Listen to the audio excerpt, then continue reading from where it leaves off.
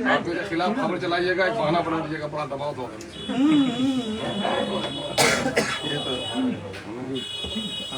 शुरू किया जाए सर।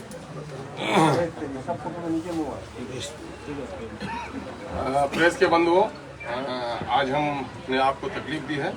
इस वक्त हमारे दरमियान में पार्टी के जनरल सेक्रेटरी जनाब आफ्ताब अहमद साहब इंजीनियर मौजूद हैं। पार्टी के प्रभारी हैदराबाद से आए हुए इंजीनियर सरफराज साहब हैं और किशनगंज के प्रत्याशी हमारे अजीज़ी शम्स आगाज़ एडवोकेट हैं और हमारे डिस्ट्रिक्ट प्रेसिडेंट नसीम साहब हैं।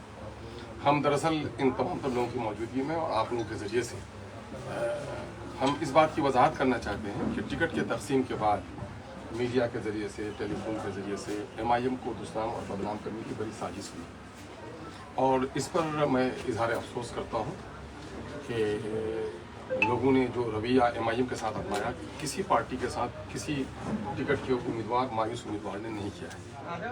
जनाब बैरिस्टर असदुद्दीन अवैसी का सीमांचल से ताल्लुक़ या बिहार से ताल्लुक़ बिहार के मजलूमों और सीमांचल के फटेहाल लोगों की भलाई के लिए, ये नहीं है कि घर घर टिकट दे दे, इस काम के लिए वो नहीं आए। न अपने ख़ानदान के किसी फ़र्द को यहाँ पर MLA, MP और मिनिस्टर बनाने के लिए आए। उसका रिश्ता इस इलाके से पुलिस का रिश्ता है।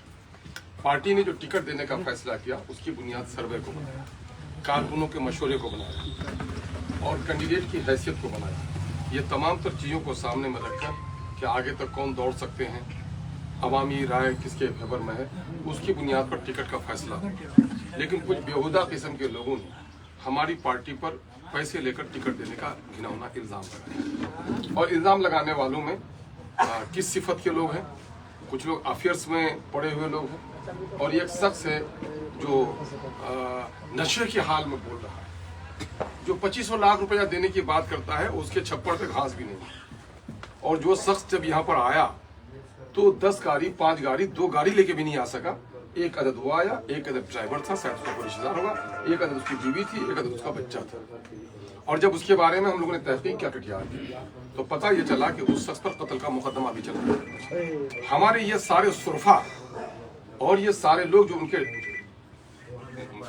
बयान को फैलाकर हमको बदनाम कर रहे हैं, क्या ये बताएंगे कि ऐसे लोगों को टिकट दिया जा सकता है?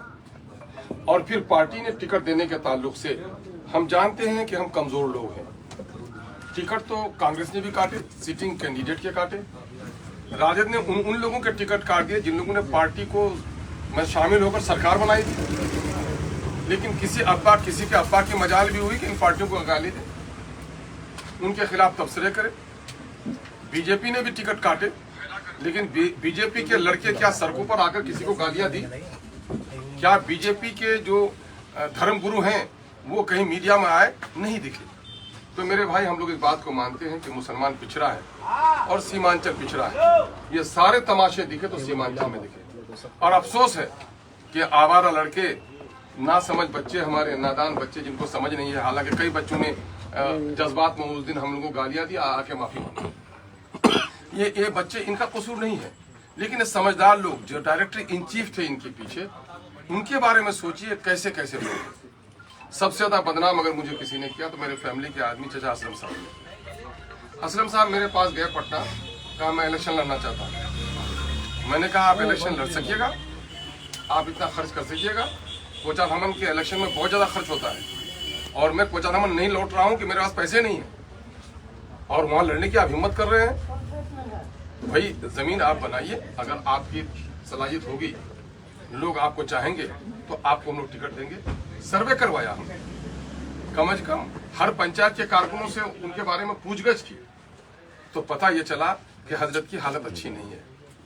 और जहां तक मैं उनको जानता हूं, उनको इलेक्शन लड़ने की सलाहियत भी नहीं है। आइए सर बैठिए, सलाहियत भी नहीं है उसको। अरे पंचायत में आप हार गए थे, मुखिया संघ के अध्यक्ष भी थे, ज्यादातर कोचाधामन में जानते थे मुखिया, और उस तरह आम आवाम नहीं जानती थी। आप जो लोगों के दरमियान में फिरे, आपके रफ्तार में वो 10 किलोमीटर से 40 किलोमीटर 50 किलोमीटर आपकी जो गाड़ी दौड़ी, वो MIM के घोड़े पर सवार होने के नतीजे, और उसकी रफ्तार और दोगुनी हो गई जब आपने जाकर कहा कि मैं अख्तर ईमान का चचा हूं। तो हर जगह हमारे कारकुनों ने उसका खैर मकदम किया। ये गलतफहमी हो गई उनको कि मैं बहुत पॉपुलर नेता हूं। जब अवामी सर्वे किया तो उनकी हालत अच्छी नहीं थी। फिर हम लोगों ने ये किया कि सारे कैंडिडेट से हम लोगों ने कस्में खिलाई थी जिस पर लोग तबसरे करते थे। हम लोगों ने कहा कसमें इसलिए भी खिलाता हूं कि कुछ लोगों के चाल चलन अच्छे नहीं है, कल क्या बोलेंगे, और कसमें इसलिए भी खिलाता हूं कि ताकि जीत के जाए तो असेंबली में कसम खाने में इसको आसानी हो। कुछ उलमा सवाल उठाते थे कि कसमें क्यों खिलाते हैं, तो मैंने उनको याद दिलाया कि मौलाना असराउल्लाह कासमी साहब रहमतुल्लाह अलैह और मौलाना बदरुद्दीन अजमल साहब से बड़े आलिम आप नहीं हैं, वो भी जाकर वहां कसम खाए थे। इस्लाम में कसम खाने की और कसम को तोड़ने के सिलसिले में शरई हुक्म मौजूद है, और कस्में खाने के बाद कस्में तोड़े। असलम साहब ने कस्में खाई और कसम खाने के बाद उसने कसम को तोड़ा। उसने वादा किया था, एक बार तो कसम खाई, उसने ओथ लिया पार्टी के उम्मीदवार होने की हैसियत से, और फिर उसको बिरादर जनाब अब सादिक समदानी साहब बड़े भाई हमारे हैं, उनको लेकर आए वो, और उन्होंने कहा कि साहब हम दोनों में से किसी को टिकट मिल जाए कोई फर्क नहीं पड़ेगा, हम लोग एक दूसरे का साथ देंगे। मैं यूं ही ऑफिस में निकल रहा था, देखते हैं कि भाई मुखिया साहिब साहब सरवर के अब्बा वो आ गए और उनका हाथ पकड़ के लेके आए चाचा असलम साहब, और मुझको कमरे में लेके गए, जरूरी बात करनी है। और मुखिया जी ने कहा कि यही हमको लेके आए हैं। भाई क्यों लेके आए हैं? बोले आपको ये कहने के लिए आए हैं कि हम दोनों में से, चाहे सरवर को दीजिए हमको दीजिए, हम दोनों में से किसी को टिकट दीजिए, हम उसका साथ देंगे एक दूसरे का। मैंने कहा ये बात सही बोल रहे हैं आप? बोले सही। मैंने लड़के को बुलाया, आओ जी अंदर आओ। मैंने कहा भूलिएगा मोबाइल के सामने में फिर अल्लाह के हवाले से उसने खुद ही इकरार किया। क्या इतने कस्में खाने के बाद उस आदमी का जो तरीका रहा है, मुझको गालियां देते, मैं दरवाजे पर जाता मुझ पर जूते फेंक देते आप, लेकिन मेरे साथ जो आपने बदसलूकी की है, क्या एक कोई शरीफुल नफ्स इंसान ऐसा कर सकता है? मेरे मरहूम वालिदैन तक को आपने नहीं बख्शा। गांव के उन नादान बच्चों को आपने चंद पैसे देकर फुसलाकर बहलाकर मुझको गालियां दिलवाई। क्या टेना मेरा घर नहीं है? मेरे बाप दादा की कब्रें तुम उजाड़ कर फेंक दोगे? सख्त है तुम्हारे दरमियान में। और आपकी हैसियत क्या रही है? आप जब भी हमें इलेक्शन लड़ा, सबसे महंगे वर्कर हमारे वो थे, पैसे हमसे लिए, आप पैसे मेरे वर्कर्स को, मेरे कारिंदों पर खर्च करने ज्यादा अपने पंचायत के इलेक्शन लड़ने के लिए किया। चंद लोग हैं जो आबाई तो दुश्मन है हमारे वहां, वो 2-3 लोग हैं जिनके पेट में हजम नहीं होता है। अरे अस्तुनिमा, मैं जीत पर कभी इतराया नहीं। अल्लाह तबारक तआला ने मुझे तौफीक बख्शी, आवाम ने पसंद किया, मैं इस जगह पर हूं। तुम्हारे जलने से क्या हो जाएगा जी? तुम्हारे जलने से तुम्हारी औकात भी नहीं है, मैं जा खड़ा रहूंगा। अब तुम मेरे पांव तले जमीन खींच रहे हो, इंशाअल्लाह नहीं खींच सकोगे।